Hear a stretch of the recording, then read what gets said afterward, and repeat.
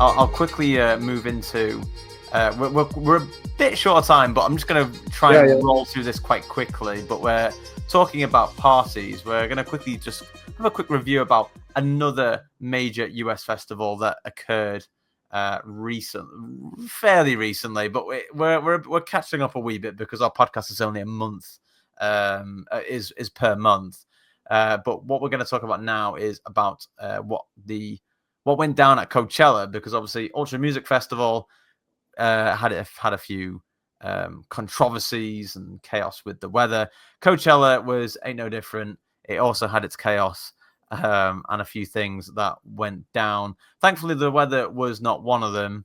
However, I'll start here by saying earlier in April, the 2025 edition of Coachella graced LA for a few days, but just like Ultra Music Festival, it wasn't without its controversies and key talking points from the all-star lineups, productions, and even the food. Reports from We Rave You showed fireworks malfunctioning and striking the ground. No injuries were reported, thankfully. And well, aren't you lucky, Dave? Because I've got a clip of it as well. Let me just quickly get this for you now. There's no audio of it though, so this is one of them completely misfiring. It's crazy. That's like what the hell? Yeah.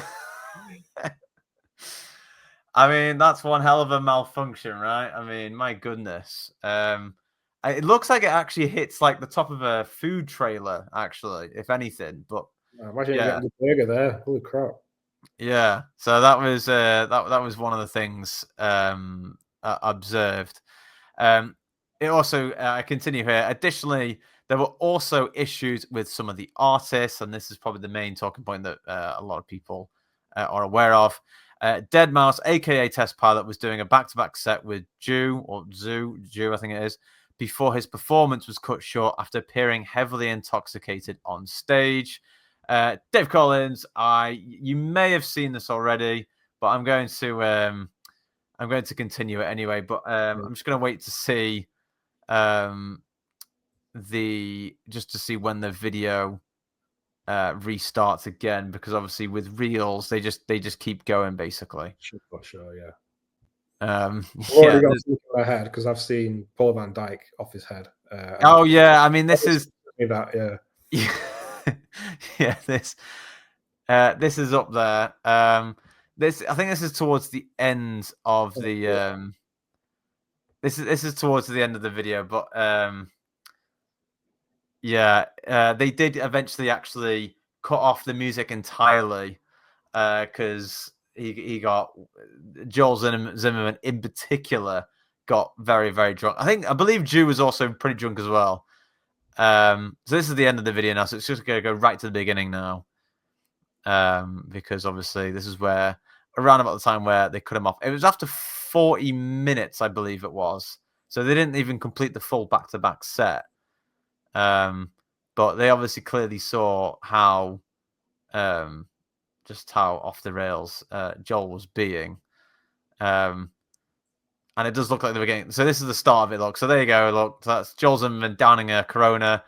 Then they're doing a cheers.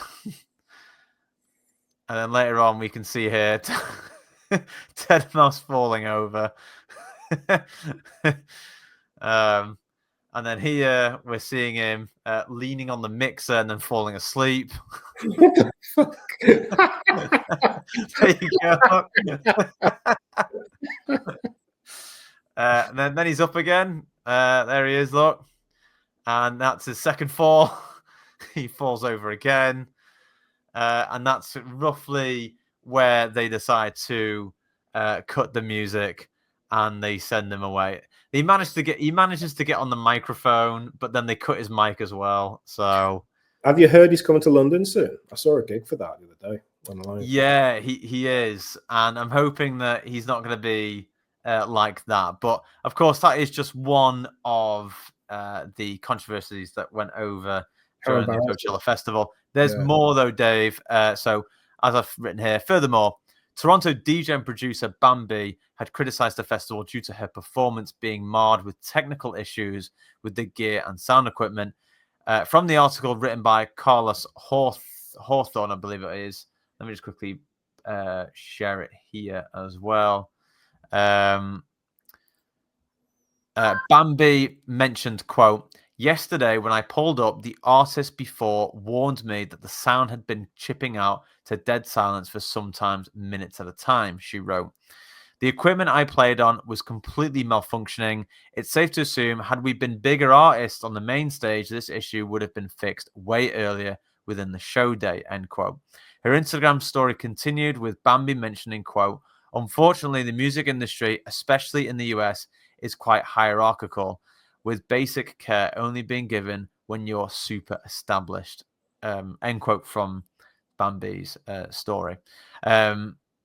So this is another extra bit here to do with Bambi's side of the story for her getting booked for Coachella. So as you can see here, the title saying here, or there's the subtitle here. Toronto artist also said the US festival hadn't paid her a fee or covered her travel costs. What festival? Hang on, you wait right there, Dave. In a since expired post on Instagram stories, the Toronto artist said she felt severely misrepresented and embarrassed in front of thousands on Friday, April 11th. Other artists on the bill included Jotty, Layla Benitez, and DJ Pee-wee, aka Anderson .Paak. Where else does it say here? After this, she also had a quote on the story saying, quote, "Like so many other artists on that bill, it took a lot of hard work to even get to the position to be booked. Music is my entire life, and I believe at a bare minimum, the least a festival as reputable as Coachella could provide artists that aren't paying is a working sound system." This isn't the article continues, quote, "This isn't the first time Coachella has been accused of a faulty sound system and production. Issues plagued Lana Del Rey's headline set last year, while in 2019 the problem was so severe that Pitchfork published an article in response." So yeah, there was a bit there as well that went on, and Dave Collins, I'll just quickly get your feedback from that because you wanted to say something. Yeah, how is Coachella not paying its DJs? That's bullshit. That is actually bullshit. Like, truly. Something as big as that, and they can't even pay for their travel costs? What the fuck? It's a bit wild, isn't it? But Yeah.